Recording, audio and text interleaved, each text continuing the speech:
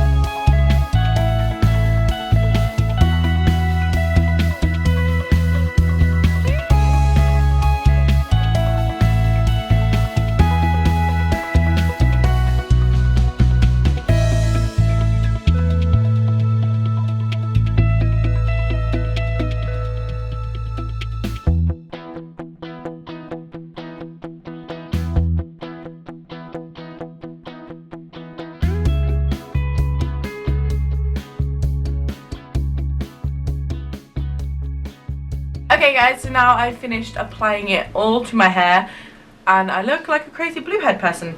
I actually ended up using a good 2.5 boxes. I've got a little bit left here which I'm going to use to touch up any bits that I find. I've given my head a good massage to try and make sure that it's on all of my roots. It's really hard to, I find bleach really hard to work with because it does tend to make your hair a little bit bird's nesty and you can't brush through it very easily and stuff as well.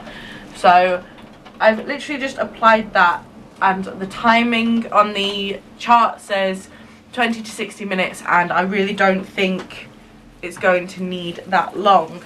So I'm just going to pop on the cap just to stop it from drying out too much whilst it's developing, and I'll probably leave it on for half an hour maximum because I don't really want to wreck my hair too much, but I have got a hair mask to put on afterwards so I'm not going to worry about it too much. So I'm just going to put on this ridiculous looking cap and I will see you in a little while. Good morning guys. So after dyeing my hair last night I actually felt really ill and went to bed, and I am now full of cold again, so I feel really rough. But as you guys can see, this is the end result of the Jerome BBlonde highlighting kit, hair lightening kit, sorry. I'm pretty impressed. This isn't going to stay this colour. Obviously it is very bleachy, it's very sort of, it has a slight yellow tone. I have to say it's not orange, it's very slightly yellowy, but it's not orange.